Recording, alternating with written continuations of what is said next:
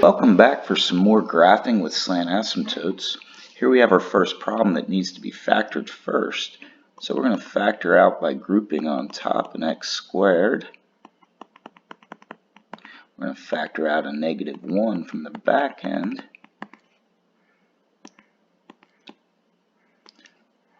Regroup. And continue to factor that difference of 2 squares because we need to see every factor. The denominator I've been leaving alone. That one's easy to factor.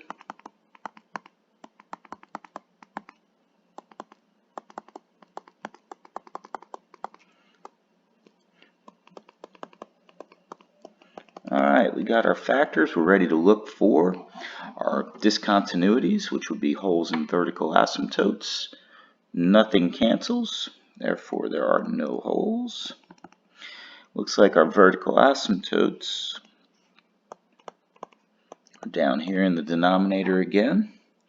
We've got x equals -3, x equals 2. We have our x-intercepts on the top. We've got a 1, a -1, and a -4, not in that order. And my y-intercepts, remember, come from over here.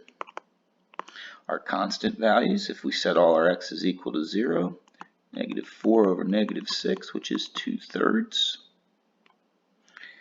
And now, since the top is greater than the bottom, we got to have a slant asymptote. And I have to do some long division here.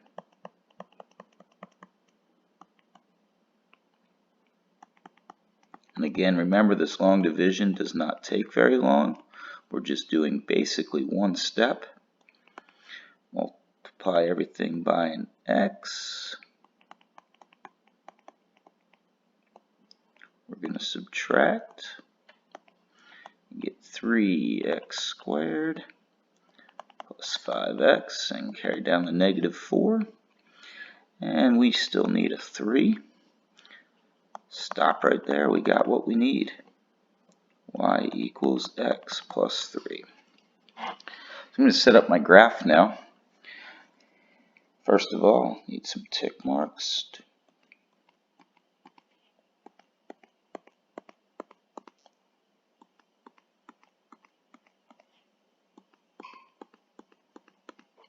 Alright, looks like we have a vertical asymptote at -3 and +2. We have a slant asymptote that looks like this. It has a y-intercept of 3 and a slope of 1. There we go. Changing some colors here. We're going to put some x-intercepts in at 1, -1. Yes, I went out of order yet again. A y-intercept at 2/3. And looks like we got everything here. We have our end behavior lines. Our x-intercepts were all pass-throughs. And our vertical asymptotes all happened once, so we'll go opposite on each direction. And up here is our little nub that follows the end behavior, which is a slant asymptote.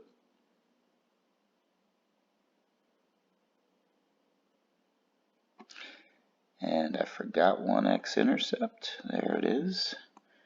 And now we have our first graph.